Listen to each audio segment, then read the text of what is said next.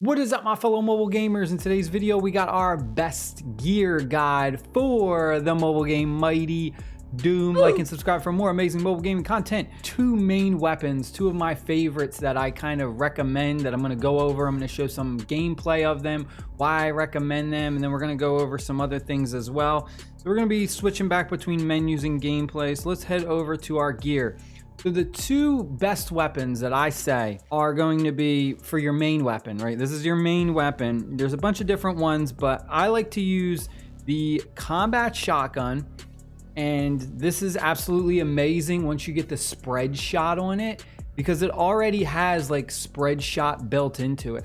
Once you get two rolls of spread shot built into it on your upgrades, oh my gosh, it is insane. You basically are just going around one-shotting everyone because there's so many pellets flying everywhere. It does a lot of AoE damage, so you can hit a big area of different enemies.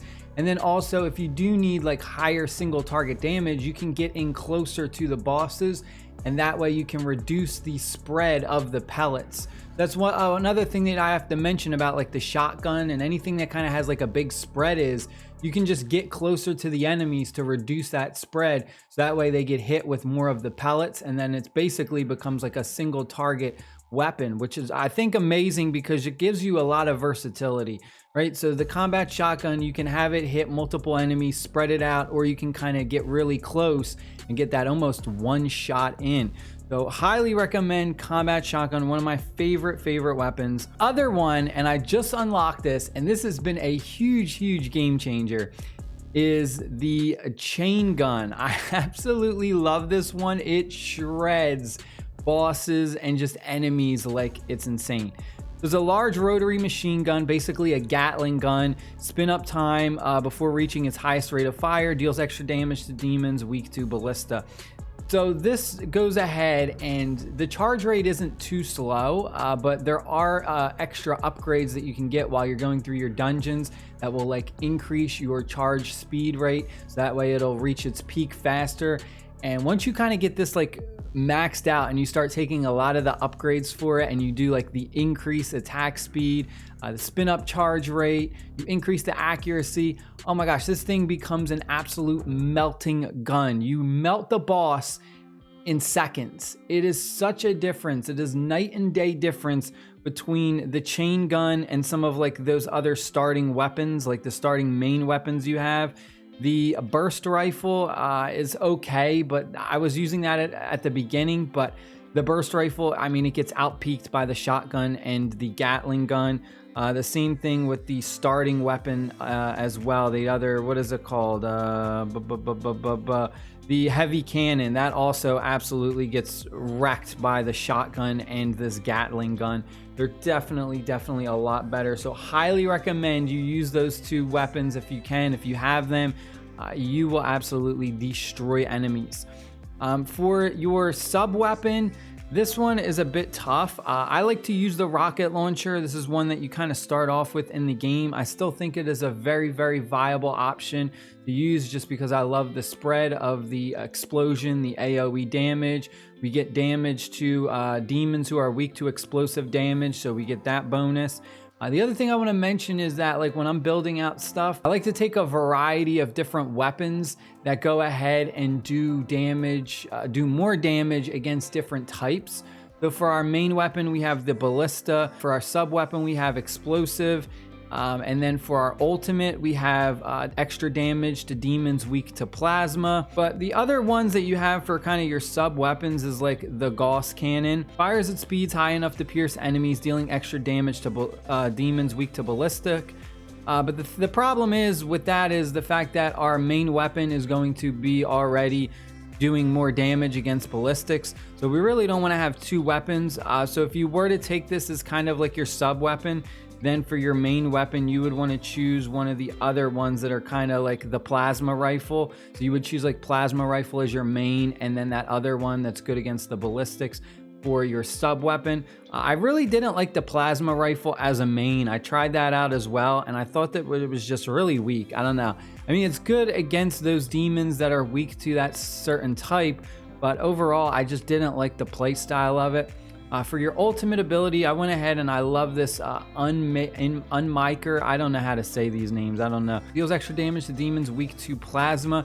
This goes ahead and it just kind of fires these 3 projectiles over and over and over again. So you get really good AoE damage from it. For bosses, it helps out as well.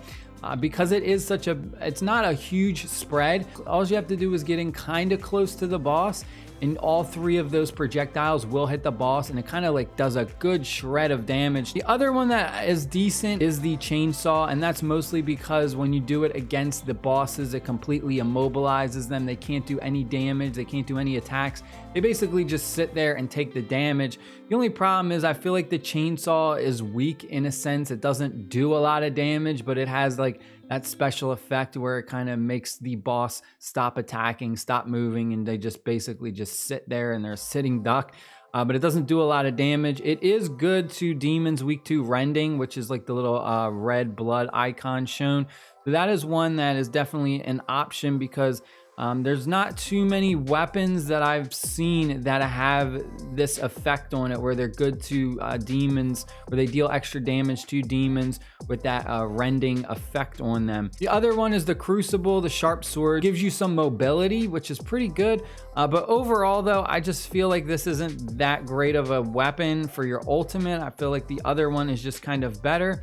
And then when it comes to kind of like your arc grenades, this is just really like situational. All of them pretty much do the same. They're just different types. So you have your explosive one. Now I do want to mention this though, that I've noticed is like the frag grenade for the explosive one, the base is a lot higher damage. So you'll see it's like 210. I do have it only leveled up to 2, but its base damage is like 200. Whereas if you look at some of the other ones, like the ice bomb, its base damage is only 100. Finally, the toxic one, corrosion, the acid spit. This one is even lower. This one only has a damage of 50 as its base. So just be on the lookout for that some of these are definitely a lot weaker, but the idea behind it is like this is a lot more rare, like to get these toxic damage onto the enemies.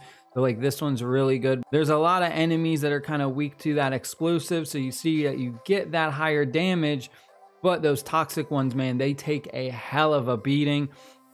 When it comes to my gear, we pretty much just want to look out for stuff that's going to increase our damage a lot. So we have the cultist helmet, increases our damage. Then we have critical damage 90%. So we're getting a lot of crit damage. As you increase the rarity or you pull a better, higher rarity of that equipment, that's how you kind of unlock these substats. So for this instance, you'll see once this becomes a rare, the critical damage will be 120, and then at an epic, the critical damage will be 150. And then if we go over to fuse, this is pretty much, you just have to have 3 of the same, and this is kind of how you do like a rarity bump. So if you have 3 commons of the same type, you just kind of throw 3 of these in there, you hit fuse, and then you will get the next highest rarity. So it'll go from like a common to a rare. If you already have the level for one of them, let's say we have one of these already leveled up to 1 or 5 or whatever, it pretty much just keeps the level. It just bumps up the rarity. So you don't have to worry about too much of that. Like you're not going to lose your level or anything. It's fine to go ahead and invest in it. For our gloves, increased damage and damage against bosses. Boss damage bonus plus 16%. I really like that one because bosses can be a hell of a take on some of these levels. Melee damage resistance. This is another one that definitely is hard to do because the melee damage hits you really, really hard. I will say though, the projectiles are somewhat a little bit easier to dodge. That's why I kind of just took the melee damage resistance, because you can kind of, I mean, you get to a point where you're kind of focused mainly on dodging the projectiles from the enemies, and then because you kind of get overwhelmed because there's so many at certain points, that it's just kind of bound that you're going to walk into an enemy and take melee damage. So there's really not an easy way to avoid melee damage in this game. So that's why I kind of like that better. And then for the boots, we have the demonic boots. So we're getting our melee dodge chance. That means we have a chance to completely dodge an opponent's melee hit, and then our projectile dodge chance as well. So just increasing our dodge chance is really huge, because potentially if they were going to do like 200 damage to us, they miss. I mean, that saves us 200-300 damage that we would take. I really like those boots. There are some other options as well. Like I just pulled these ones and they have like glory kill knockback plus 20%. I don't know. I really don't like that. The whole like knockback thing doesn't really, I don't know. It doesn't, in certain situations when you're kind of really overwhelmed, it helps. And I could see like these boots being good in this area. I don't even know how to pronounce this, the Necravole, this area that I'm in, and this is like the hard paywall. Once you get to stage 5, this one right here, chapter 5, this is the hardest paywall you will ever face. Now, I will say this, that once I did unlock this chain gun, it has helped me out a lot, because originally I was stuck at like stage, like the first level of chapter 5. But because I got that chain gun, I was actually able to get like halfway through it. So I almost completed chapter 5, but there are instances where you kind of are facing a lot of waves in that one area. So there's constantly enemies around you, like you're constantly surrounded. So for that instance, like the knockback would be good, but you can also kind of get knockback through your skills as well. When you're just kind of leveling up your character, sometimes you will get one of those rolls that'll say like you do knockbacks or something, like when an enemy hits you, they'll get knocked back or something like that. Now, the one glove that I need to put on my new build for this chain gun is this one right here, attack speed increased by 8%. So increasing your attack speed with the chain gun is insane, because the weapon already fires super fast once you get it up to like high speeds. So at that point, just taking a lot of attack speed with the chain gun makes it just melt enemies. I mean, it's insane. Like you don't even need AoE damage. It's just the fact that it destroys them so fast. Stay happy, stay safe, and I'll see y'all later. Peace.